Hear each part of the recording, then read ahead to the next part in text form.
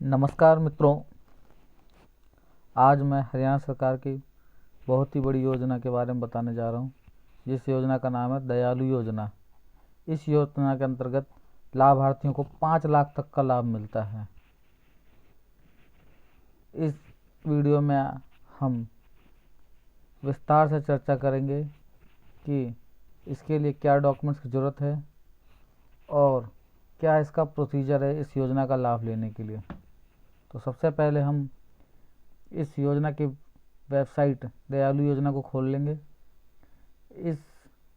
इसका लिंक मैं description box में डाल दूंगा। सबसे पहले जब ये पेज खुलता है तो इसका जो व्यू है इस प्रकार से दिखता है। होम पेज पर योजना के बारे में डिटेल से यहाँ पर लिखा हुआ है कि क्या इसके लिए एलिजिबिलिटी है और किस किस को क्या लाभ मिलना है।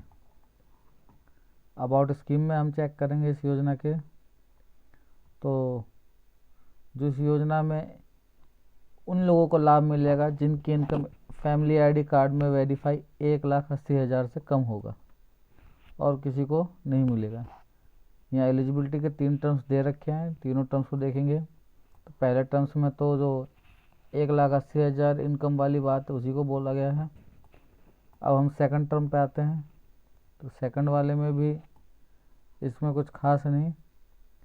दूसरी बात, फैमिली आईडी कार्ड वो तो होना ही चाहिए। बगैर फैमिली आईडी कार्ड को तो आपको वैसे भी किसी भी योजना का लाभ नहीं मिलेगा।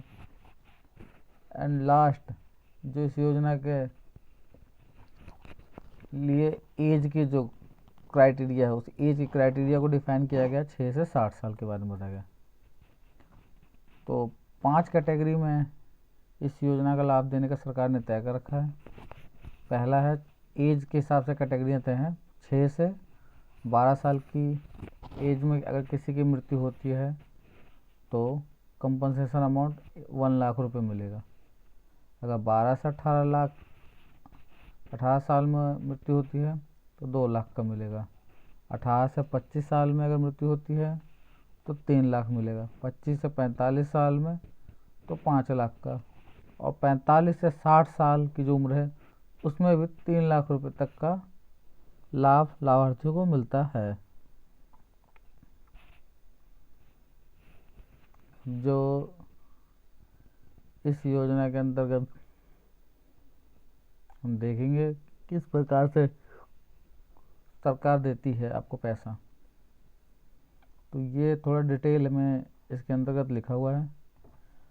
अब हम इसमें जानेंगे कि इसको अप्लाई कैसे करना है। इस योजना को अप्लाई स्कीम पे जाना है, बहुत ही आसान है।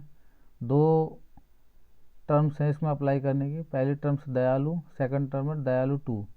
दयालु में नॉर्मल डेथ है, एक्सीडेंटल डेथ है व्यक्ति की या विकलांगता, ये सब चीज़ें आती है। लेकिन जब हम दयालु 2 को देखेंगे तो दयालु 2 में है, अगर किसी आवारा पशु, जो जानवर होते हैं आवारा, उनसे अगर किसी की मृत्यु या विकलांगता अपंगता की घटना आती है तो उस केस में दयालु 2 भरा जाएगा, दयालु पहले वाले केस में भरा जाएगा। इस फॉर्म को भरना बहुत ही आसान है, सिंपल सा। यहाँ पे फैमिली आईडी कार्ड नंबर डालना है और फैमिली आईडी कार्ड नंबर डाल के OTP डाल के फॉर्म फिल कर सकते हैं।